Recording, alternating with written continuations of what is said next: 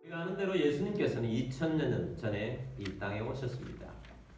2000년 전에 예수님이 나신 날 밤에 목자들이 밤에 양떼를 지키고 있었습니다. 그때 천사들이 나타나서 그들에게 메시아의 나심을 알려주었습니다. 그 중에 한 말씀을 먼저 보도록 하겠습니다. 누가복음 2장 11절 말씀입니다.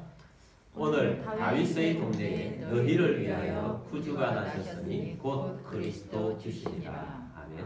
자, 오늘 다윗의 동네에, 다윗의 동네는 베들레헴을 말합니다. 베들레헴은 다윗의 고향입니다. 또한 선지자들이 메시아를 예언하면서 다윗의 후손으로 오실 것이라고 늘 예언했습니다. 그리고 또한 선지자들은 메시아가 올 때 어느 곳에 오실지를 예언했습니다. 다윗의 동네였던 베들레헴에 오실 예언을 늘 했던 것입니다. 예수님이 오실 때 요셉과 마리아는 베들레헴이 아닌 나사렛이라는 곳에서 살고 있었습니다. 나사렛이라는 곳에 살고 있을 때 요셉과 마리아는 정혼을 하고 있을 때였습니다. 근데 천사가 마리아에게 나타나서 너의 몸을 통해서 메시아가 나타날 것이다 라고 말해주었고, 마리아는 감사함으로 받았습니다. 그리고 마리아는 메시아를 잉태하게 된 것입니다. 그리고 요셉에게도 천사가 나타나서 계시해 주었습니다. 마리아의 몸이 만삭이 되었을 점입니다. 나사렛에서 살고 있던 요셉과 마리아를 베들레헴으로 옮기는 하나님의 작전이 시작된 것입니다. 그 당시에 유대는 로마령 아래 있었습니다. 로마의 황제였던 옥타비아누스 황제가 로마 안에 있는 모든 령 안에 있는 사람들에게 호적을 새로 하라고 강력한 명령을 내린 것입니다. 그래서 이 로마의 령은 안 하면 안 되기 때문에 모두가 다 고향으로 가서 호적을 다시 하게 된 것입니다. 만삭이 된 마리아를 데리고 요셉과 마리아도 다 다윗의 후손이었기 때문에 베들레헴으로 호적을 하러 떠나게 되었습니다. 베들레헴에 갔더니 이미 수많은 사람들이 먼저 와서 북적대고 있었습니다. 만삭이 되었기 때문에 여관을 구해야 하는데 여관을 구할 수가 없었습니다. 이곳저곳 다니다가 이제 아기를 낳으려고 하니까 어쩔 수 없이 어떤 여관 주인이 자기의 말 구유지만 그곳에서 낳을 수 있도록 허락을 해준 것입니다. 그래서 예수님께서 베들레헴에 탄생하게 된 것은 이런 연유로 탄생하게 되었고, 예수님이 말구유에서 탄생할 수밖에 없었던 이유가 이런 연유였습니다. 여러분, 하나님의 아들이셨던 예수님이 이 땅에 구원하러 오셔서 그냥 왕궁도 아니고 그냥 평범한 집이라도 좋으니까 그냥 안락한 곳에 태어날 수 있었다면 좋았을 텐데 그것조차도 안 돼서 짐승이 사는 곳 말구유에 예수님이 탄생하게 된 것입니다. 그래서 예수님이 나심은 하늘 보좌를 버리시고 이 땅에 오셨는데 바로 베들레헴에 오신 연유도 이러하고 예수님은 낮은 곳에 낮고 천한 곳에 탄생한 것입니다. 예수님이 탄생한 이유는 천사가 말한 대로 누구를 위하여? 너희를 위하여. 바로 목자들인 너희를 위해서 메시아가 탄생했다. 이 너희 안에는 목자만 있는 것이 아닙니다. 오늘 믿는 우리들을 위하여 예수님이 이 땅에 오신 것입니다. 이 예수님은 우리에게 어떤 분이 되시느냐? 구주가 되십니다. 구원자가 되십니다. 구세주로 오신 것입니다. 그래서 예수님은 구세주로 태어나셨습니다. 곧 구세주는 그리스도 출신이라. 그리스도는 메시아와 동일어입니다. 구약에서는 히브리어로 쓰기 때문에 메시아를 보내주겠다. 신약에서는 헬라어로 쓰기 때문에 그리스도로 받은 것입니다. 그래서 예수님은 메시아로 그리스도로 주로 이 땅에 오신 것입니다. 그래서 예수님이 이 땅에 오셔서 메시아로 주로 오셨는데 예수님이 이 땅에 오셔서 우리들 가운데 구주가 되셔서 우리에게 주시고자 하는 두 가지가 있어요. 그 두 가지가 오늘 본문에 나타납니다. 요한복음 10장 9절 말씀 보겠습니다. 내가 문이니 누구든지 나로 말미암아 들어가면 구원을 받고 또는 들어가며 나오며 꼴을 얻으리라. 자, 예수님께서 내가 뭐다? 문이다. 예수님은 양의 문이다라고 말씀을 하세요. 자, 예수님께서 이 말씀을 하기 전부터 요한복음 10장에서는 예수님과 우리의 관계를 목자와 양의 관계로 설명을 해주고 있었어요. 그러면서 또한 우리가 예수님과 우리의 관계가 예수님 목자고 우리는 양일 뿐만 아니라 양이 늘 통과하는 문이 있는데 우리의 문이 바로 예수님이라고 비유로서 말씀을 해주신 것입니다. 여러분, 우리는 양이라고 했어요. 여러분, 동물의 세계는 약육강식의 세계입니다. 그래서 동물의 왕국은 강한 자가 약한 자를 잡아먹고 사는 왕국이 동물의 왕국입니다. 그 동물의 왕국에서 덩치는 좀 있지만 가장 약자인 동물이 양인 것입니다. 양은 싸울 줄 모릅니다. 양이 어떻게 싸우겠습니까? 몸이 둔합니다. 양의 눈을 보면 나를 잡아 좀 잡수십시오 하는 그런 정도의 순진한 눈을 가지고 끔뻑끔뻑하고 있습니다. 동물들은 아주 우렁찬 목소리가 있습니다. 근데 양은 아주 가냘픈하게 그냥 불쌍한 목소리를 가지고 있어요. 또 양은 어떤 이 맹수를 만나면 도망을 할 수가 없어요. 양은 쇼다리예요. 양을 자세히 보세요. 얼마나 양다리가 약하고 쇼다리니 도망하기도 힘듭니다. 또 양은 눈이 나빠요. 근시안이에요. 마이너스 한 10 정도 된다고 합니다. 그러니까 한 1, 2m밖에 앞을 보지 못합니다. 근처에 맹수가 와도 잘 보지 못하는 거예요. 양은 무리로 뛰어 다니면서 바로 양 뒷꽃무리, 뒷 엉덩이만 보고서 따라다니는 겁니다. 그래서 양은 스스로 자신을 보호할 수 있는 그런 것들이 아무것도 없는 것입니다. 양은 약자예요. 그래서 양은 목자가 없다면 죽은 목숨이나 다름이 없는 것입니다. 목자를 잃은 양은 죽은 것과 다를 바가 없는 거죠. 그래서 목자가 있다는 것은 바로 생명을 살려줄 수가 있다는 것입니다. 그래서 양에게는 반드시 목자가 필요해요. 그래서 오늘 우리들이 양이라고 했을 때 우리는 약한 존재인데 목자가 필요하다는 것입니다. 근데 목자는 양을 두 군데로 인도를 해요. 하나는 풀이 많은 곳으로 인도를 하고 쉴 만한 물가로 인도를 하는 것입니다. 그래서 양이 잘 먹을 수 있도록 또 쉴 수 있도록 잘 해주고 또 근처에 맹수들이 있을 때 목자는 양을 보호해주고 지켜주고자 하는 도구들을 가지고 있는 것입니다. 그래서 다윗은 목자였을 때 물맷돌을 가지고 있었잖아요. 그래서 맹수들을 무찌르는 무기를 가지고 있어요. 그래서 목자는 양을 보호해주고 어떤 때는 정말 맹수를 만나면 자기의 목숨을 걸고 싸우는 자가 선한 목자였던 것입니다. 예수님이 선한 목자로서 우리를 위해서 하늘 보잘부리고 이 땅에 오셔서 자기의 목숨까지 내어주시면서 우리를 보호해 주시고자 했던 것입니다. 너희를 위하여 목자께서는 양을 위하여 자기의 목숨까지도 스스로 내어주시는 분이셨어요. 그래서 목자는 덜에 꼴이 많은 곳으로 인도를 해요. 그리고 또 양뿌리로 인도를 해요. 양우리가 뿌리 자체가 보호가 됩니다. 그 안이 좀 안전하고 또 쉴 수도 있고 또 잠을 잘 수 있는 것이 양뿌리입니다. 근데 목자가 이것을 인도를 하죠. 인도를 할 때 덜과 양뿌리를 통과하는 문이 있어요. 그 문, 이 문으로 들어가고 나가게 한다는 겁니다. 근데 그 문이 바로 예수 그리스도라는 거예요. 그래서 양은 문 대신 예수 그리스도 안을 통과하면서 안전하게 되고 그 안에 산다는 것입니다. 그래서 예수님이 양의 문이다라고 말씀, 내가 문이다라고 말씀을 하신 거죠. 그래서 예수님이 양의 문인데 이 문은 구원의 문이에요. 오늘 우리들이 예수님을 만나서 예수 그리스도를 영접하고 예수 안에 사는 것은 예수님을 통하여 문이신 예수님을 통하여서 우리는 천국 백성이 되는 것입니다. 예수님이 문이라는 것은 예수님만이 생명을 주고 구원을 준다는 것입니다. 양우리의 문은 하나밖에 없겠죠? 양우리의 문은 바로 이 문으로만 통과를 하는 자만 양이고 구원을 받을 수 있고 생명을 얻을 수 있는 것을 말합니다. 예수님은 유일한 구원자세요. 예수님만이 유일한 구원의 문이세요. 그래서 요한복음 14장 6절 말씀에 보면 예수께서 이르시되 내가 곧 길이요 진리요 생명이니 나로 말미암지 않고는 아버지께로 올 자가 없느니라. 아멘. 자, 예수님께서 자신을 세 가지로 말씀하셨어요. 근데 영어 성경에 보면 앞에 다 덜을 붙여요. 덜을 붙인다는 것은 유일하다는 거죠.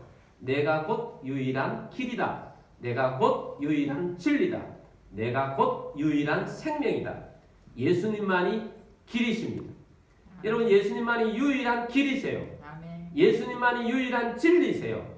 예수님만이 유일한 생명이세요. 그래서 예수님만이 유일한 길이요 진리요 생명으로 우리 가운데 오셔서 우리를 생명 가운데 구원 가운데 살게 하시는 분이세요.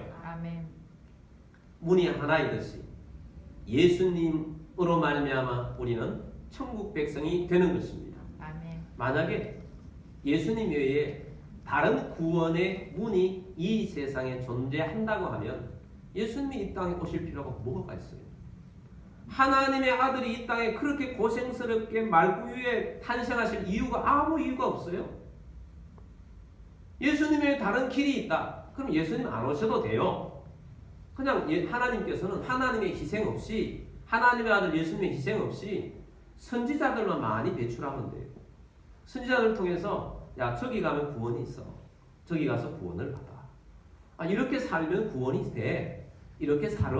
하고 선지자들이 말만 하면 되는 거예요. 그게 구원이 있기 때문에. 여기저기 구원이 있다면 그렇게 선지자들만 오면 되지 예수님이 굳이 오실 필요가 없다고요. 근데 예수님만이 구원을 줄 수 있기 때문에 예수님이 오신 것입니다. 왜냐하면 예수님이 십자가에 달려 돌아가시지 아니하시면 하나님의 아들이 우리의 죄를 대신해 죽지 아니하시면 이 세상의 어떤 곳에서도 구원을 얻을 수가 없기 때문입니다. 여러분, 오늘날 사단이 거짓으로 온 세상을 지배하는 사상이 하나 있다면 그것은 종교다원주의입니다. 포스트모더니즘에서 나온 종교다원주의. 여기도 구원이 있다, 저기도 구원이 있다 라고 말하는 겁니다. 오늘날 많은 종교들이 종교다원주의 안에 들어가고자 합니다. 심지어 로마 천주교가 종교다원주의를 표방하고 있습니다. 아마 오늘도 로마 교황은 오늘 우리가 설교를 하는 것처럼 수많은 사람들에게 메시지를 전하고 있어요. 근데 그 로마 교황은 종교다원주의를 표방하고 있어요. 예수님 외에도 구원이 있다고 하는 것입니다. 여러분, 성경과 다른 것이고 또한 논리적으로도 그것은 설득력이 없는 것입니다. 그래서 이런 사상 속에 있는 로마 교황은 가짜인 것입니다. 그가 선포하는 예수 그리스도는 가짜예요. 잘못된 것입니다. 여러분, 우리는 믿음으로 예수 그리스도를 믿음으로 천국 백성이 되는 것입니다. 오직 구원의 문은 한 개밖에 없습니다. 구원의 문은 예수 그리스도밖에 없습니다. 왜냐하면 죄 용서가 예수 그리스도밖에 없기 때문입니다. 구원이 죄 용서 없이 일어날 수가 없는 것이기 때문에 오직 심각한 죄를 용서해 주시는 분은 하나님의 아들 예수 그리스도밖에 없다는 사실입니다. 그래서 예수님이 우리에게 구주로 오셔서 생명이 되어 주셨는데 예수님이 이 땅에 오셔서 생명이 되시고 또한 우리에게 주시는 것이 있어요. 두 가지라고 말씀드렸잖아요. 다시 한번 요한복음 10장 9절 말씀을 보겠습니다. 내가 문이니 누구든지 나로 말미암아 들어가면 구원을 받고 또는 들어가며 나오며 꼴을 얻으리라 하면, 자, 예수님께서 내가 문인데 누구든지 나로 말미암아 들어가면, 문이신 예수님으로 말미암아 들어가면 무엇을 받고? 구원을 받고. 첫 번째는 구원을 받아요. 두 번째는 또는 들어가며 나오며 무엇을 얻으리라? 꼴을 얻으리라. 두 번째는 꼴을 얻으리라. 꼴. 자, 이 말씀은 요 다음 구절인 10절 말씀에서 좀 더 분명하게 우리에게 말해주고 있습니다. 10절 말씀 봅니다. 도둑이 오는 것은 도둑질하고 죽이고 멸망시키려는 것 뿐이요 내가 온 것은 양으로 생명을 얻게 하고 더 풍성히 얻게 하려는 것이라. 아멘. 예수님께서 도둑과 자신을 반대편에 놓고 비유로 말씀합니다. 도둑이 오는 것은 목적이 뭐예요? 도둑질하고 죽이고 멸망시키려. 그러나 내가 온 것은, 예수님이 온 것은 양으로 첫 번째 뭐예요? 생명을 얻게 하고, 두 번째는 더 풍성히 얻게 하려는 것이라. 자, 예수님이 우리에게 주시는 것은 양에게 구원을 주고 꼴을 주듯이 우리에게는 생명을 주고 풍성함을 주세요. 예수 안에 사는 우리들에게 예수님께서는 우리에게 구원을 주고 풍성함을 주시기 위해서 오셨다는 것입니다. 그러므로 여러분, 예수 안에 있을 때 풍성함이 있고 은혜가 있는 것입니다. 아멘. 그래서 예수 안에서 우리가 이 생명과 풍성함을 누리며 살아갈 수 있도록 만들어 주시는 것입니다. 아멘. 그래서 예수님이 우리에게 주신 이 은혜의 풍성함을 우리가 또한 누리고 살아갈 수가 있는 것입니다. 그런데 도둑은 사탄을 말하죠. 또 사단에게 매여 있는, 사단에 종속되어 있고 사단이 들어가 있는 이 땅에 온 수많은 사람들이 있습니다. 그들이 가르쳐주는 것들은 다 잘못되게 사망의 길로 가게 하는 것입니다. 여러분, 양들에게 있어서 예수님, 목자는 생명이라고 했잖아요.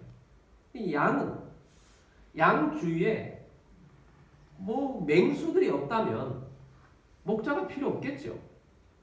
양 주위에. 근데 동물의 세계에 보면 양 주위에 오히려 더 많은 맹수들이 들끓습니다. 양 주위에 사자도 있고 호랑이도 있고 곰도 있고 늑대도 있고 이리도 있고 하이에나도 있고 여러 가지 것들이 득실돼요. 이것처럼 영적인 양인 우리들 근처에 사단은 이런 영적인 맹수들을 풀어놓고 우리들을 집어 삼키려고 한다는 거예요.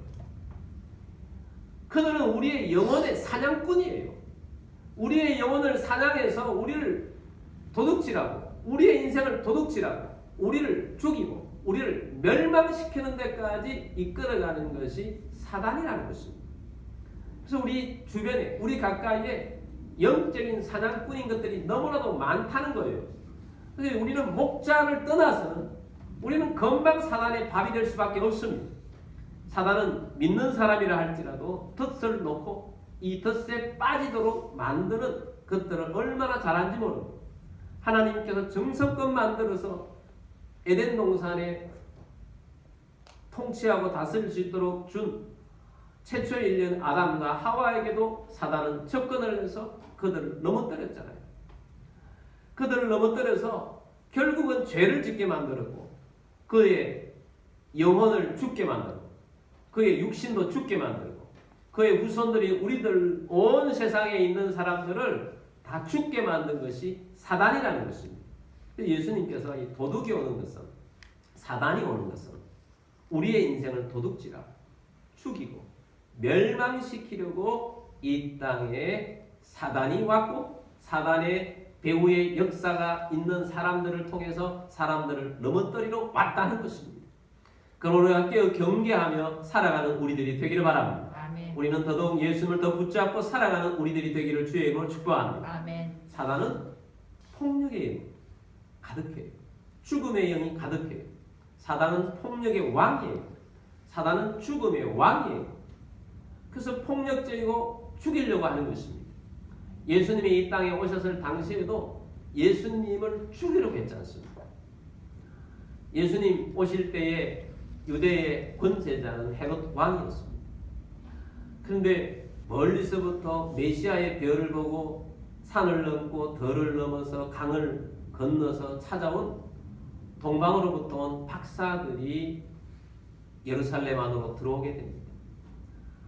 정말 귀한 분들이, 정말 높으신 분들이 왔다는 이야기를 듣고 또 이 박사들은 헤롯 왕을 만나고자 했어요. 왜냐하면 메시아의 별이 예루살렘으로 향했기 때문에 예루살렘의 혹 왕궁에 왕자가 태어났을까. 그래서 헤롯과 이 박사들이 만나게 됩니다. 근데 헤롯은 굉장히 당황스러운 질문을 받게 됩니다. 유대인으로 왕으로 나시니가 이곳에 있습니까? 우리가 메시아의 별을 보고 이곳까지 왔습니다. 이 이야기를 들었을 때 헤롯은 마음속에 깊은 기저 속에 큰 불안이 있었는데 권세자들은 언제나 권세가 떠날까 하는 그런 불안이 있어요. 근데 그 불안이 자극이 됩니다. 근데 왕궁에는 태어난 왕자가 없는 것입니다. 그래서 이 헤롯이 메시아가 났다고 하니까 깜짝 놀랍니다. 그래서 성경 박사들을 불러놓고 묻습니다. 메시아가 나면 어디서 태어난다고 예언이 되어 있습니다. 박사들이 이야기합니다. 베들레헴입니다. 성경에는 베들레헴에서 탄생한다고 합니다. 그래서 박사들에게 이야기를 합니다. 자기의 속마음 감추고 베들레헴에서 탄생한다고 하니 당신들이 먼저 찾아보십시오. 찾아서 나에게 와서도 알려주시면 나도 가서 그 메시아에게 경배하게 될 것입니다. 그래서 정중하게 보내게 된 것입니다. 박사들이 예루살렘 성을 나와서 베들레헴으로 향하게 될 때 다시 별이 나타나서 이 박사들을 인도하게 됩니다. 베들레헴으로 갔고 베들레헴에서 어떤 이 말구유로 인도를 합니다. 그리고 그 별은 그 말구유에서 태어난 아기에게 그 별빛을 비춥니다. 박사들은 이분이 메시아구나 하고 누추하게 탄생하신 그 아기 예수께 엎드려서 경배했습니다. 오늘 우리가 이 코로나 시국에도 불구하고 우리가 정말 하나님 앞에 나와서 경배하고 예배하는 이유는 바로 여기에 있는 것입니다. 우리들도 전심을 다하여 예배하는 우리들이 되기를 주의 이름으로 축복합니다. 아멘. 그리고 박사들은 정성껏 준비하고 최고의 예물을 이 아기 예수께 드립니다. 황금과 유향과 모략을 드린 것입니다. 그리고 박사들은 다시 돌아가면서 헤롯의 부탁 때문에 헤롯 왕궁으로 향으로 했으나 천사가 나타나서 헤롯 왕궁에 가지 말고 그냥 돌아가라고 계시를 해줍니다. 그리고 요셉과 마리아에게도 빨리 이곳을 피해서 애국으로 가 있으라고 합니다. 그래서 예수님도 피신해 있었습니다. 헤롯이 불안한 마음이 기다리고 있다가 아무래도 오지 않고 있어서 조사를 하다가 보니까 박사들이 이미 떠난 것을 알고 굉장히 대노를 합니다. 내가 쏘갔구나. 그렇게 해서 명령을 내린 것이 2살 아래에 있는 아이들은 다 죽여 없애버리라. 살인의 영이 작동한 것입니다. 얼마나 무지막지한 일입니까? 그래서 집집마다 아이가 있는 집들은 다 곡소리가 나는 거예요. 울부짖는 소리가 통곡하는 소리들이 터져나왔습니다. 아이들이 다 죽게 된 거예요. 여러분, 사단은 폭력의 영이요 죽음의 왕이에요. 모세 때에 애국의 왕이 이스라엘 백성들의 남자아이가 태어나면 다 죽여버리라고 했어요. 남자아이가 태어났을 때 그 집은 정말 아픔과 고통으로 울부짖을 수밖에 없었던 것입니다. 여러분, 사단은 죽음의 영이에요. 죽게 만드는 것입니다. 현대사에서도 얼마나 이 많은 죽음을 목격하게 되었습니다. 여러분, 이 현대사회의 많은 죽음들은 전쟁, 히틀러로 인한 수많은 사람들이 죽었어요. 또 일반 천황으로 말미암아서 얼마나 수많은 사람들이 죽었습니다. 그리고 또 현대사회에서 많은 죽음으로 이끈 것들이 있다면 공산주의 사상이에요. 볼셰비키 혁명으로 정권을 잡은 스탈린을 비롯해서 수많은 사람들, 얼마나 많은 사람들을 죽였습니까? 중공 공산당 모택동이가 얼마나 많은 사람들을 죽였습니까? 북한의 김일성이 얼마나 많은 사람들을 죽였습니까? 그리고 킬링필드라고 말하는 캄보디아의 수많은 사람들이 얼마나 많이 죽었습니까? 대부분 다 공산주의와 관계가 있습니다. 그리고 또 하나 있다면 이슬람과 관계가 있어요. 테러 집단. 그래서 오늘 우리 이 한국 사회를 지키기 위해서는 공산주의와 이슬람을 막아야 해요. 이 죽음의 영이 그들 가운데 가득한 것입니다. 뿐만 아닙니다. 여러분, 집단적으로 뿐만 아니고 개인적으로도 사단에 사로잡히면 인생을 도둑질 당하고 죽임을 당하고 멸망으로 끌림 받는 것입니다. 그러므로 여러분, 사단을 멀리하고 주님을 가까이 하는 목자 되신 주님을 가까이 하는 주의 백성 되기를 주의 이름으로 축복합니다. 아멘. 그리고 더욱더 우리에게 더 이 사단이 더 작용하는 것은 폭력의 영, 죽음의 영뿐만 아니라 사단은 거짓의 영이라는 거죠. 사단은 거짓의 압이에요. 거짓을 통하여서 역사하는 것입니다. 여러분, 이 거짓으로 사람들이 쏙고 넘어가는 것입니다. 여러분, 수많은 사람들이 오늘날 거짓에 속습니다. 여러분, 거짓에 쏘면 얼마나 많은 손해를 입는지 모릅니다. 여러분, 사기꾼 있지 않습니까? 사기꾼에 쏘은 만큼 손해를 입어요. 여러분, 어떤 사람 전 재산을 다 날리고 어떤 사람 마이너스 통장까지 다 해서 다 바치고 난 다음에 얼마나 망하는 길로 갑니까? 썩으면 안 되는데 사단은 거짓의 영이에요. 여러분 아담과 하와도 거짓에 썩어서 영원히 죽은 거 아닙니까? 그들의 거짓은 정말 덫이에요. 정말 화려합니다. 저 선악과를 따먹으면 하나님처럼 될 수 있다고 그랬어요. 그래서 그것을 하나님처럼 되려고 먹은 거 아닙니까? 더 많은 유혹에 우리를 빠뜨리는 것입니다. 여러분 오늘날 우리가 이 세상 가운데 살아가면서 거짓에 우리가 속으면 안 되는 것이 이 세상에 많은 우리를 유혹하는 것들이 많이 풀어놓았다는 거예요. 여러분 쾌락주의, 지난주 우리가 보았듯이 소돔과 고모라의 멸망의 원인이 쾌락주의 아닙니까? 쾌락에 속으면 안 되는 것입니다. 또한 물질주의, 물질이 모든 걸 다 해결해 줄 것처럼 여기고 물질에 내 마음을 다 빼앗기면 안 되는 것입니다. 물질주의에 속으면 우리의 영혼을 망하는 대로 끌어간다는 거예요. 뿐만 아닙니다. 이렇게 화려하게 죄를 짓게 만들고 우리의 마음을 끌어가는 것뿐만 아니고 여러분 그 반대편에 있는 영적인 것을 표방하고 도덕적인 표방하는 금욕주의가 있어요. 금욕주의. 금욕주의라는 모든 걸 금하는 거예요. 그러면 그런 사람들이 금욕주의를 가지고 있으면 존경해요. 근데 그것도 속는 것입니다. 그러면 적당한 금욕은 어떤 때는 필요해요. 우리가 어떤 때는 하나님 앞에서 금식을 합니다. 금욕이죠.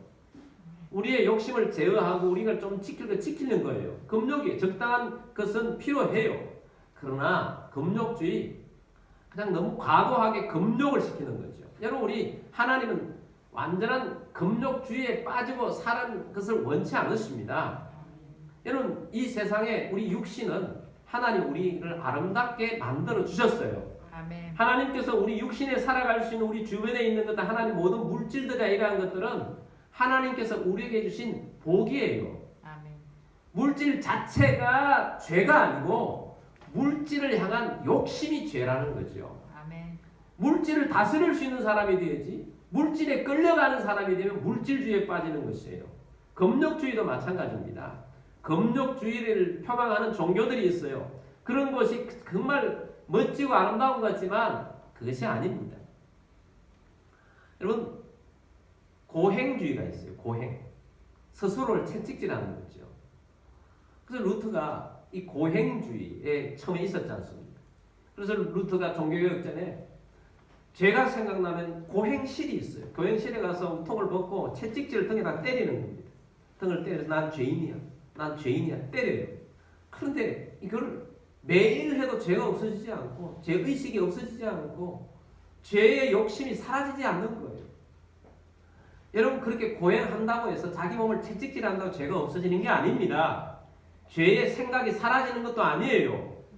죄를 없애주시는 분은 오직 예수님밖에 없습니다. 아멘. 죄의 용서를 주시고 죄의 욕망도 우리에게 제게 해주시는 분은 예수님밖에 없어요. 아멘. 예수님 안에 성령 안에 살면 죄의 욕심이 우리 속에서 떠나가고 그래서 우리가 성령 충만하게 살라고 하는 것이지 않습니까? 아멘. 그래서 우리가 예수님을 떠나면 죽음의 영이 오고 또한 예수님을 떠나면 또 이런 거짓의 영이 우리를 넘어뜨린다는 거예요. 그래서 예수님이 이 땅에 오셔서 우리에게 생명을 주시고 우리에게 풍성함을 주시는 분이십니다. 그래서 예수님 문이세요. 예수님을 만나시기를 주의 이름으로 축복합니다. 오늘도 예배 자리에 있지만 혹 예수님을 인격적으로 만나지 못한 분이 있다면 예수님을 만나서 생명 얻는 여러분들이 되기를 주의 이름으로 축복합니다. 아멘. 예수님을 만나서 풍성함을 누릴 수 있는 주의 백성 되기를 주의 이름으로 축복합니다. 아멘. 예수님 문이십니다. 아멘. 예수님이 문이신데 여러분 이것은 이론으로 되는 것이 아니에요. 인격적으로 예수님이라는 문을 통과해야 한다는 것입니다. 아멘. 플라톤이라는 철학자의 위대성을 설명하기 위해서 동굴의 비유라는 비유를 했어요. 아주 좋은 비유예요. 플라톤이 설명하는 것처럼 한번 설명을 해보겠습니다. 여러분 인생에는 깊은 동굴 속에 들어가서 동굴 벽만 보고 있는 사람들이 인생이라고 볼 수 있습니다. 근데 이 동굴 벽만 보고 있는 인생들이 전부 다 포석처럼 묶어가지고 뒤도 보지 않고 벽만 보고 있는데 뒤에서 누군가가 횃불을 켜서 모닥불을 켜서 빛을 비춰주면 그 불빛 아래 살고 또 불이 꺼지면 꺼진 상태로 어두움 가운데 사는 것이 우리의 인생이라고 설명을 했어요. 그러면서 누군가가 우연히 그 포성줄이 끊어지고 자유의 몸이 되어서 이렇게 굴 속에서 돌아다니다가 자꾸 나오다 보니까 멀리 빛이 보이는 곳을 찾아서 나갔더니 바깥 세상으로 나오게 되었어요. 동굴과 바깥 세상은 완전히 다른 세상이에요. 그래서 바깥 세상을 보고 거기에서 정말 화려하고 좋은 세상을 보고 너무 즐기다가 갑자기 생각이 드는 것이 동굴 속에 있는 자기 백성들이 생각이 나서 다시 이런 세상이 있다는 것을 가서 가르쳐 줘야 되겠다. 그렇게 생각을 하고 다시 돌아가서 동굴에 있는 백성들에게 가서 이야기합니다. 내가 이 동굴이 안에 다른 세상을 봤어. 다른 세상을 보니까 이곳과는 비교할 수 없는 정말 멋진 곳이 있어. 그럼 우리가 저곳에 가자. 그곳에 가자. 라고 이야기하는데 사람들은 귀를 막고 듣지 않는다는 거예요. 그런 세상이 어디 있어? 너 거짓말하는 거지. 너 거짓말하는 거지. 그렇게 이야기한다는 거예요. 그러면서 바깥 세상을 구경하고 돌아오는 사람은 철학자다. 철학이 바깥 세상에 그러한 것들을 가르치는데 사람들이 깨닫지 못하고 있다라고 이야기하면서 바로 철학자가 아름다운 세상을 인도해서 말 좀 들어라. 나 철학의 아버지라고 할 수 있는 내가 플라톤이 이야기하는 좀 들으라는 이야기로 이 동굴의 비유를 말했어요. 여러분 철학자가 그렇게 멋진 아름다운 세상을 이야기해 준다고 생각합니까? 제가 보기에는 철학자는 바깥 세상을 보고 이야기해 줬다기보다 그냥 횃불 정도 켜서 조그만 세상 인생은 이런 거야 하고도 인생이 뭔지 모르겠다고 하는 게 철학자예요. 진짜 바깥 세상을 경험하게 해주는 분은 예수님밖에 없어요. 예수님만이 진짜 우리에게 참 세상을 가르쳐주고 참 생명이 무엇이고 참 구원이 무엇이고 우리에게 풍성이 무엇인지를 가르쳐주시는 분은 예수님이세요. 아멘. 예수님만이 진리이세요. 아멘. 예수님만이 생명이세요. 아멘. 예수님만이 길이세요. 아멘. 그러면 이 예수님을 만나는 여러분들이 되기를 바랍니다. 아멘. 그러려면 예수님 문으로 통과해야 돼요. 오늘 나신 예수, 오늘 구원자로 오신 예수님은 우리에게 생명을 주시는 분이세요. 아멘. 구원을 주시는 분이세요. 아멘. 오늘 나신 예수님은 우리에게 풍성함을 주시는 분이십니다. 아멘. 그리고 이 생명을 주신 우리 예수님 앞에 감사하고 예배를 드릴 뿐만 아니고 이 생명을 가지고 이 풍성함을 가지고 우리는 세상 가운데 이 놀라운 영적 세계를 전달하는 전도자로의 삶을 사는 여러분들이 되기를 주의 이름으로 축복합니다. 아멘.